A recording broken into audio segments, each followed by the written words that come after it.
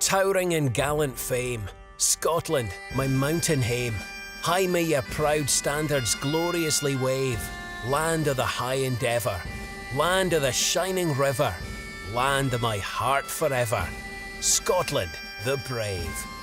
Scotland is known to be the birthplace of many a brave and hardy soul, and among them were two of its extraordinary native sons, Alexander Wright and Samuel Mulliner. Both were God-fearing men who independently emigrated to Canada in the mid-1830s in search of a better future. Not long after their arrival, they learned of an extraordinary event that would change their lives and the lives of millions forever. That Jesus Christ had restored his church to the earth in its truth and simplicity, and once more called a prophet to lead it. On hearing this message, they were convinced that it was true and were soon baptized into this new church, known as the Church of Jesus Christ of Latter-day Saints. Mulliner and Wright met for the first time in New York in 1839, where they were instructed to take this gospel message back to their native homeland. On December 20th of that same year, they arrived at Glasgow Docks here in Govan.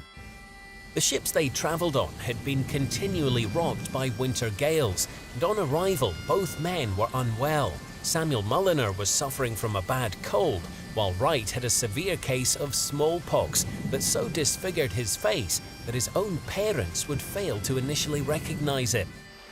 Despite these illnesses, these brave souls were determined to continue their missionary efforts.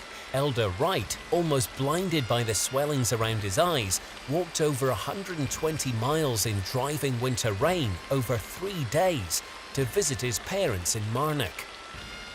In order to protect others from the disease, he confined himself in the house for 10 days, during which time he miraculously made a full recovery and the swellings on his face completely subsided. Elder Mulliner, meanwhile, travelled to Edinburgh and later to Paisley. There he was introduced to a young couple called Alexander and Jessie Hay, who, after being taught about the restored gospel, became the first people to be baptized in Scotland. The baptism took place here in Bishopton, just outside Paisley, on the 14th of January, 1840. At the end of January, Elder Wright also arrived in Paisley, and the two missionaries preached the gospel together in various meeting houses in and around Paisley. By early May, Mulliner and Wright had baptized 80 people. I don't think we'll ever be able to fully appreciate what that earliest generation of missionaries did for the church and for us. The hardship they faced, the illness and the difficulty that they faced, the physical discomfort, the being away, in this case, not from girlfriends as a modern generation of elders might be, but they were leaving wives and families alone and to fend for themselves. I don't know that there's any way for a modern generation of missionaries to fully appreciate the sacrifice and devotion and loss of those early missionaries. We lost some early missionaries who gave everything and have been buried in this land.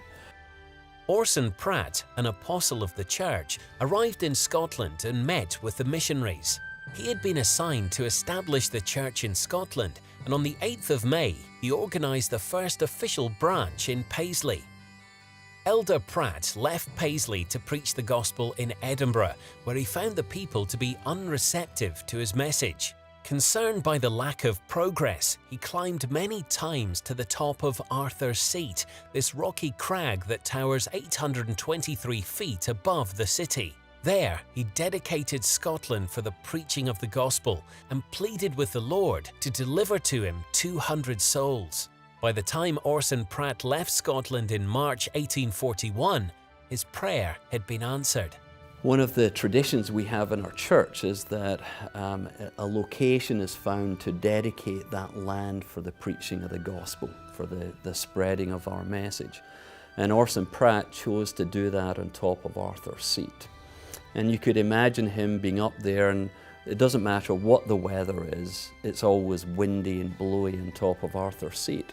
And for him to look out and see on one side the sea and and the greenery, and in the other to see the castle in Edinburgh and the royalty and everything that represented. And his heart must have been very full to try and supplicate God to say, bless this land, that we will be able to find those who want to hear and listen to the message of the gospel of Jesus Christ.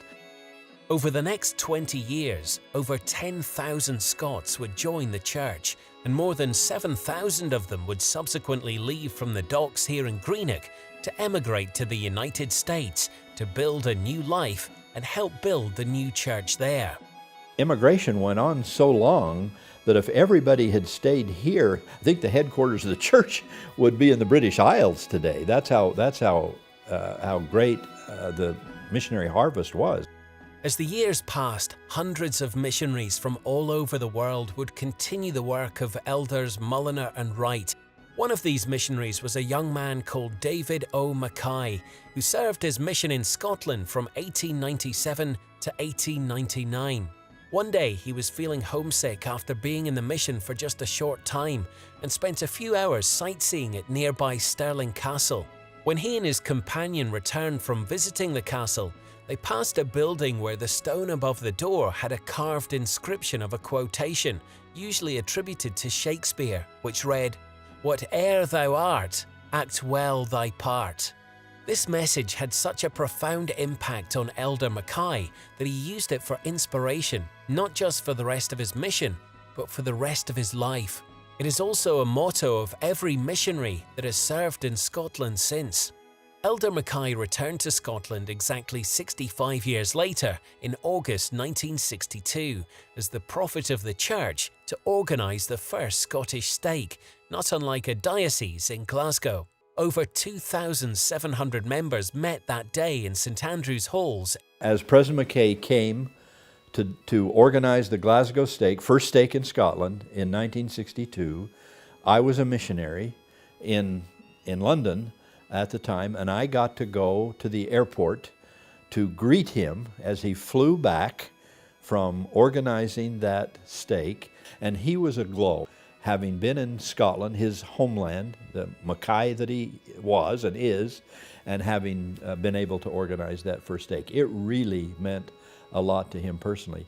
Now there are over 26,000 members of the Church of Jesus Christ of Latter-day Saints in Scotland.